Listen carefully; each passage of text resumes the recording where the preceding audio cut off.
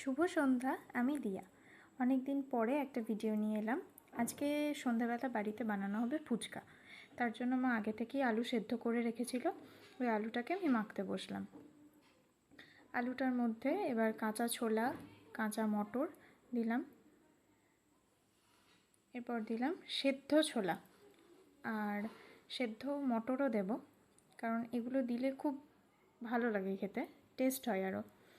আর আমার তো স্পেশালি বাড়ির ফুচকা খাওয়ার পর আর বাইরে অতটা খেতে ভালো লাগে না। তারপর এই যে সর্ষের তেল, বিট নুন, আর মা একটা মশলা বানিয়েছিল বিভিন্ন রকম ইনগ্রিডিয়েন্টস দিয়ে, সেগুলো আমি ঠিক জানি না। সেই মশলাটা আর একটু চাট মশলা দিয়ে আলুটা ভালো করে মেখে নিলাম। তারপর এখানে বানাচ্ছিলাম তেঁতুল জল। তেঁতুল জলটার মধ্যে আমি লেবুও দিয়েছিলাম, কিন্তু সেটার ক্লিপিংস নেওয়া হয়নি। আর এই যে মায়ের বানানো মশলাটা, মা একটু জলটা ছেঁকে দিচ্ছে, কারণ ওর মধ্যে লেবুর বীজ আর মশলা টশলাগুলো পড়েছিল, যেগুলো পেটে গেলে ভালো নয়, মানে পেট খারাপ করতে পারে, তাই এটা ছেঁকে নিল।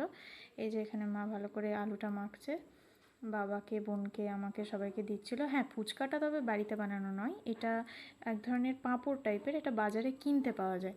ফুচকাটা আমরা বাড়িতে বানাইনি, ফুচকাটা কিনে এনেছিলাম, ওটা ভেজেই দিয়েছিলাম। আমার কিন্তু বাড়ির ফুচকা খেতে খুব ভালো লাগে। এটা হয়তো কেউ বিশ্বাস করবে না, কিন্তু বাইরের থেকে আমার বাড়ির ফুচকাই বেশি